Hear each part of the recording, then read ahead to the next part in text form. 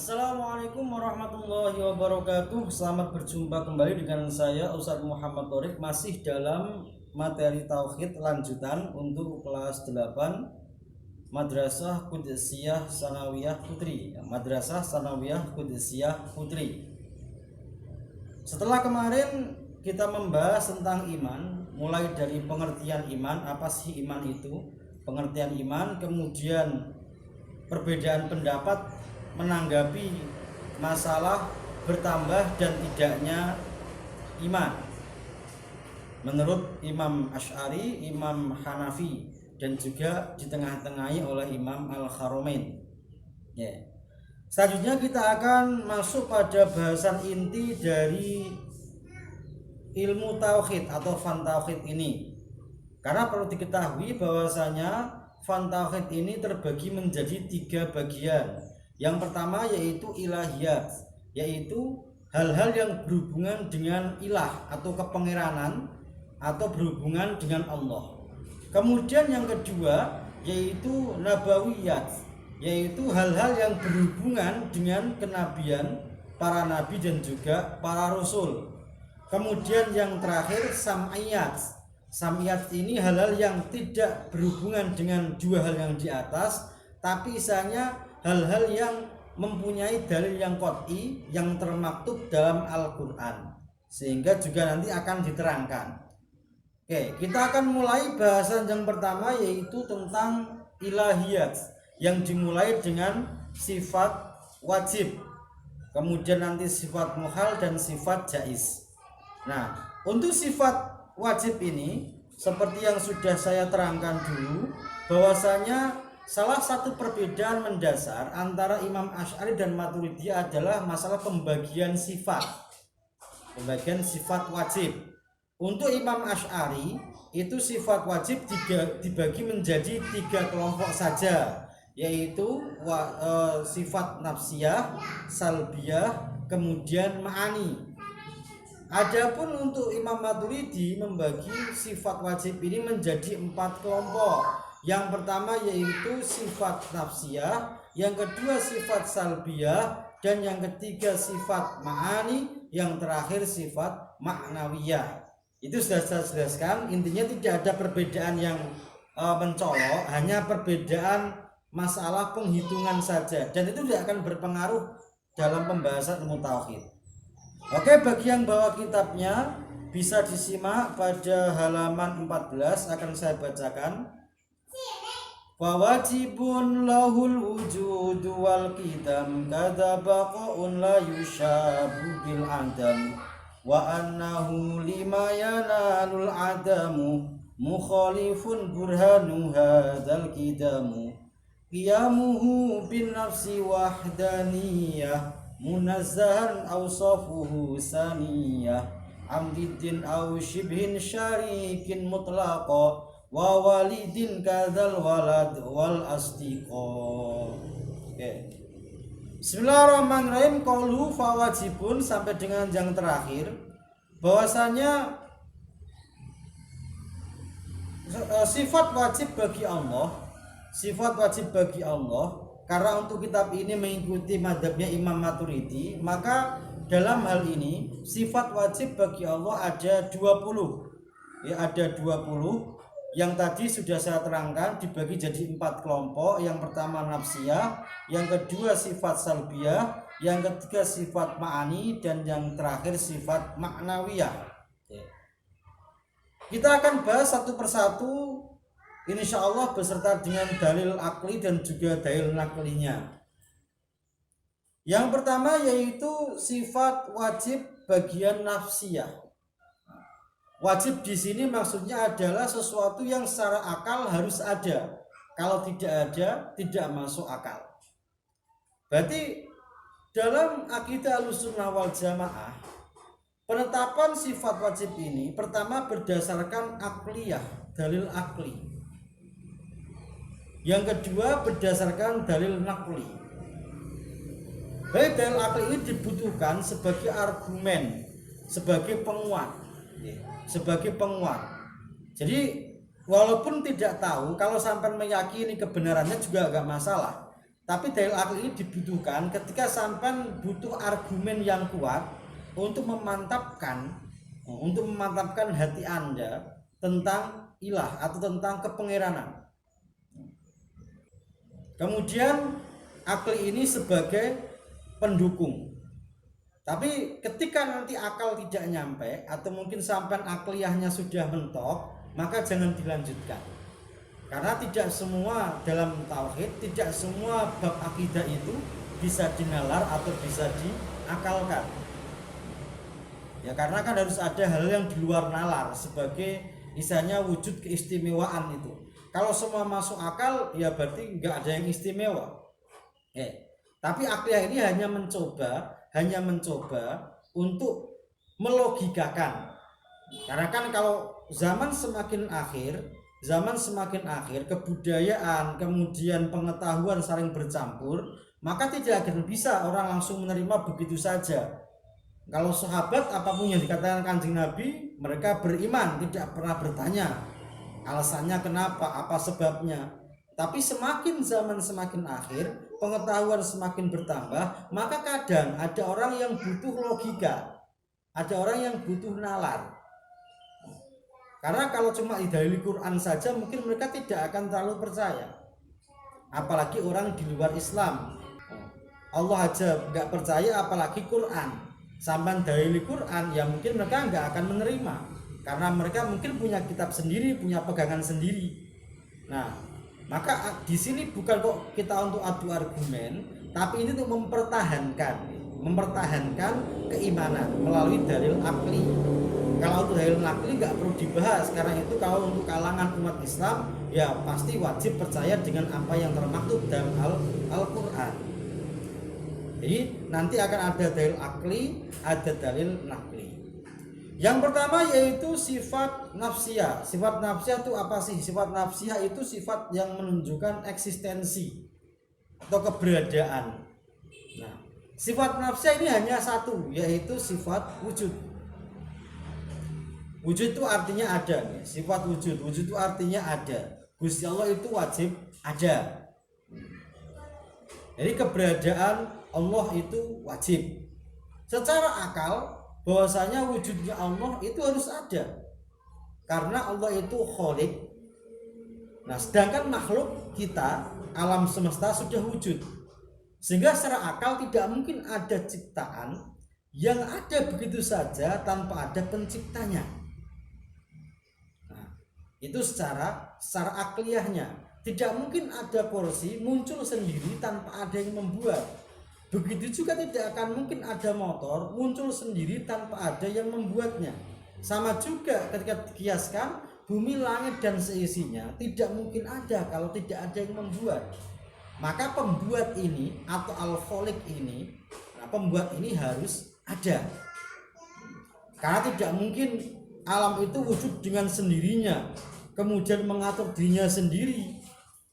Segitu rumitnya, tidak mungkin kebetulan ada kemudian mengatur sendirinya, ada ras manusia, kemudian ada hewan, ada tumbuhan, tanpa ada zat yang mengatur itu semua, itu mustahil. Karena terlalu banyak kebetulan itu tidak akan masuk dalam akal. Itu yang pertama, yaitu sifat wujud. Nah, wujudnya Allah ini tidak ada yang mewujudkan. Bahasanya wujudnya Allah wujud zati. Beda dengan wujudnya makhluk. Kalau wujudnya makhluk itu wujud yang berwujud zati, yang tidak isanya wujud tapi yang membutuhkan zat yang mewujudkan. Kalau Allah tidak membutuhkan itu, Allah zatnya Allah wujudnya tidak diwujudkan. Nah, dalam Qur'annya Allahul ladzi khalaqas samawati wal arda wa ma bainahuma. Itu dalil Qur'annya bahwasanya Allah lah yang menciptakan apa-apa yang ada dalam bumi dan langit dan juga di antara keduanya. Itu dalil naklinya. Adapun naklinya tadi bahwasanya ciptaan itu menunjukkan adanya pencipta. Tidak mungkin ada ciptaan yang tidak ada penciptanya. Itu berlaku. Jadi semuanya pasti ada yang menciptakan. Tidak mungkin ada yang wujud dengan sendirinya. Nah, itu sifat wujud. Kemudian yang kedua adalah bagian sifat salbiyah. Sifat salbiyah ini sifat yang dedel, bahasa Jawane dedel. Dedel itu sifat-sifat yang menghilangkan, sifat yang tidak patut bagi Allah Subhanahu wa taala. Atau kalau boleh dibilang ini syarat mutlak menjadi Tuhan.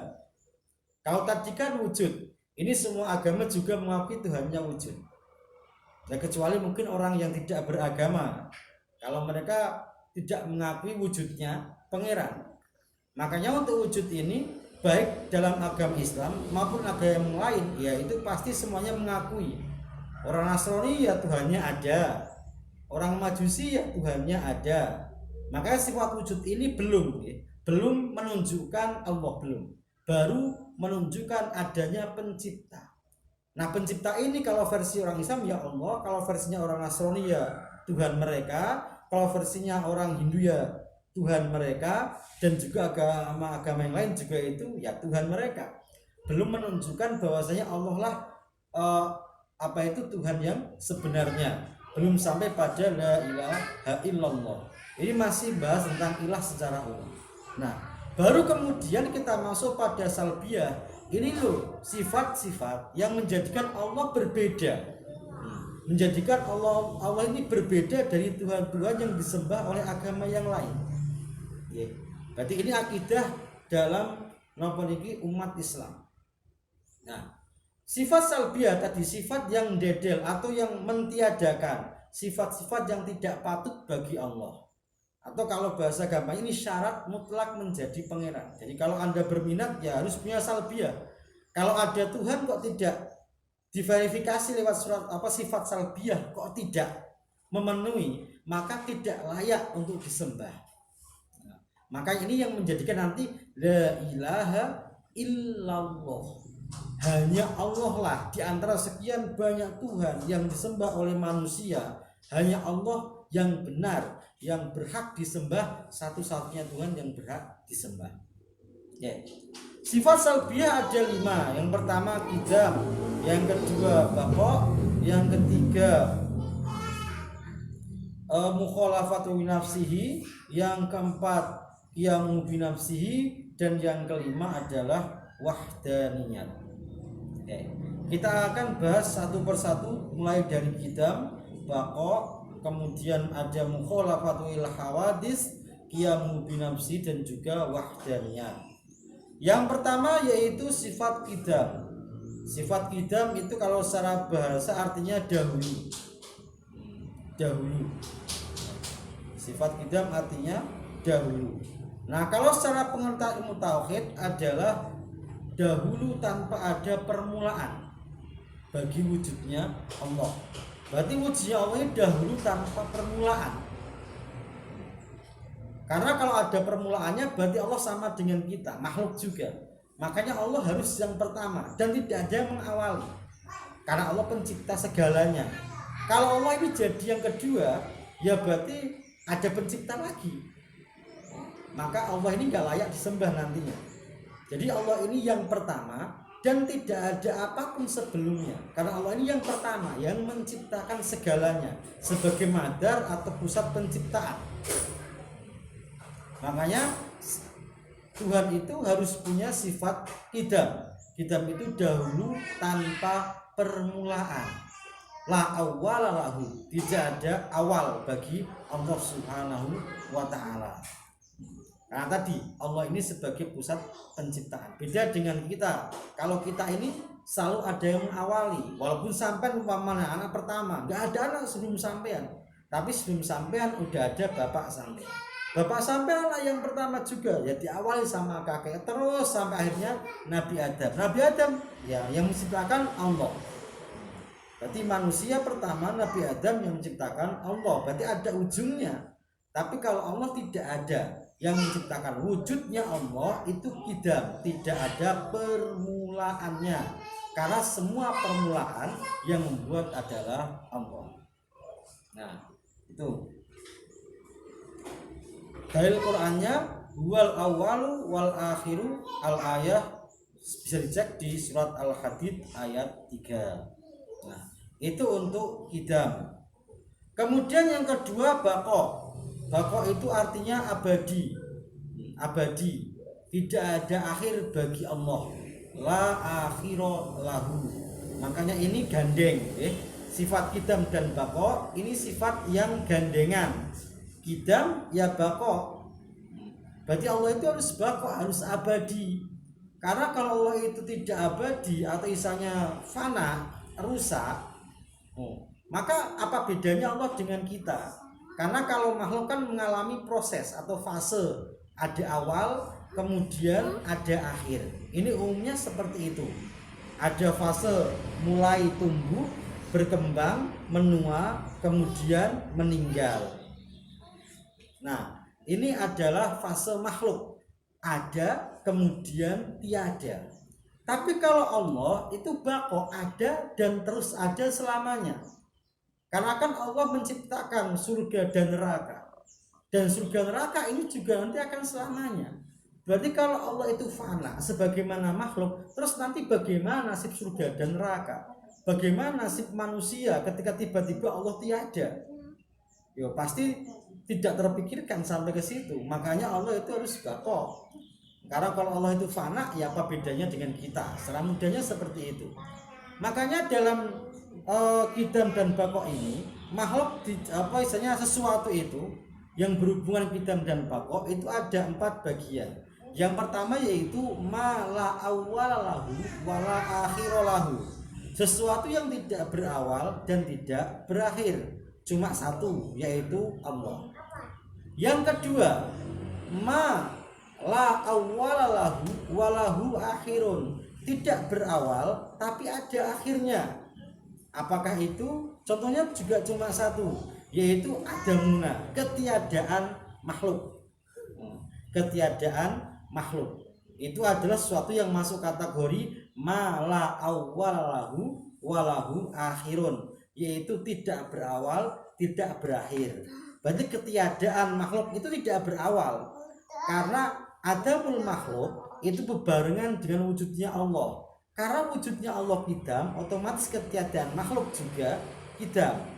Tapi ketiadaan ini bisa berakhir kapan? Ketika makhluk itu diwujudkan.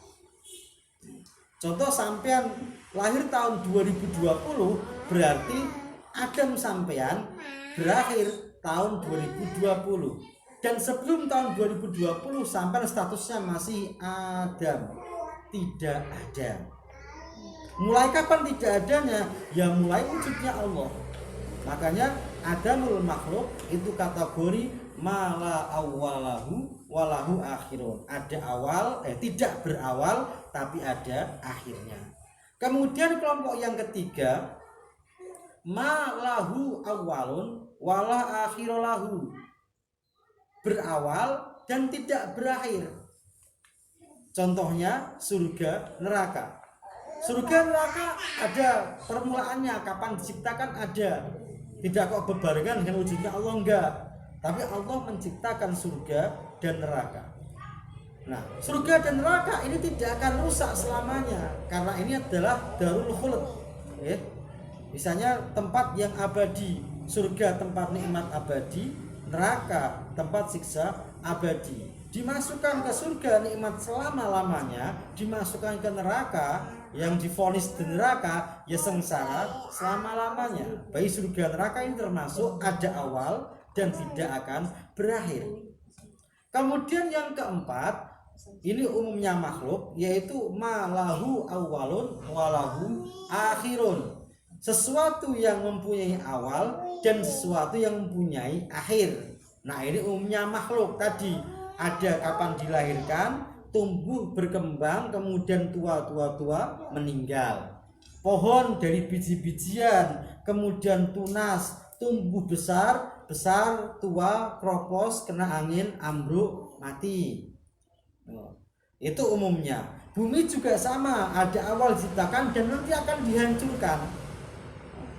Makanya yang berhak untuk menjadi Tuhan atau yang berhak disembah sebagai Tuhan yang sebenarnya itu hanya yang mempunyai dua, yaitu sisi kidam dan sisi bako. Mala awwalahu wala akhiralahu.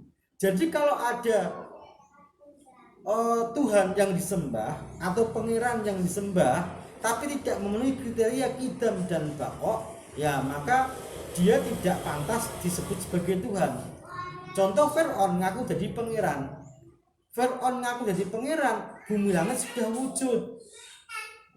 Berarti pengakuan Fir'aun ini tidak dapat dibenarkan, karena masuk Tuhannya belakangan, buminya sudah ada. Ibaratnya kursinya sudah ada, penciptanya baru lahir, itu kan nggak masuk akal. Berarti yang lebih berat yaitu harusnya bapaknya Fir'aun. Bapaknya Fir'aun lahir, bumi langit sudah ada, ya maka nggak layak lagi. Berarti ketika ada makhluk yang jadi Tuhan, kok dia tidak memiliki sifat qidam dan juga nggak bakok juga. Fir'aun juga meninggal, bayi udah nggak qidam, nggak bakok pula, ya maka otomatis tidak dibenarkan. Ada Tuhan kok meninggal, bagaimana mungkin? Ketika Tuhan meninggal, terus nanti siapa yang menggantikan? Siapa yang menggantikan? Apakah Anda mau menggantikan sebagai Tuhan? Ya tidak mungkin. Makanya yang berhak menjadi Tuhan adalah Allah Subhanahu wa taala, karena Allah punya dua sisi, yaitu sisi qidam dan sisi baqo. Adapun kalau umpamanya ada yang mengaku sebagai Tuhan, cek apakah mereka punya sisi qidam atau punya sisi baqo. Kalau nggak ada, ya sudah jelas tidak layak disebut sebagai Tuhan yang berhak disembah. Karena nggak ada bedanya dengan kita, nggak ada bedanya dengan makhluk yang punya awal dan punya akhir. Nah, kiranya cukup sekian dulu, kita sudahi karena pembahasannya masih panjang. Seperti yang saya bilang, nanti akan saya bagi ini menjadi beberapa part, mungkin bisa 2 part atau 3 part, tergantung dari keterangan yang saya sampaikan. Jadi untuk part selanjutnya sampai tunggu saja video dari saya. Ya, sekian dari saya. Selamat beraktivitas kembali. Jangan lupa selalu tonton channel saya, like dan subscribe, juga jangan lupa bunyikan loncengnya.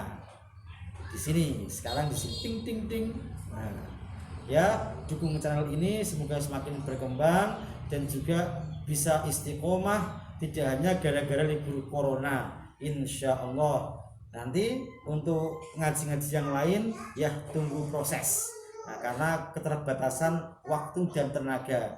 Dan juga minta maaf kalau ada bunyi-bunyi, mungkin itu anak saya sedang uring-uringan atau sebelah sini ada suara motor lalu lalang, mohon dimaklumi ya, gak ada studio, ini juga kamera seadanya. Mungkin nanti saya akan kasih mikrofon biar agak jelas suaranya. Cukup sekian dari saya, walaupun minkum. Assalamualaikum warahmatullahi wabarakatuh.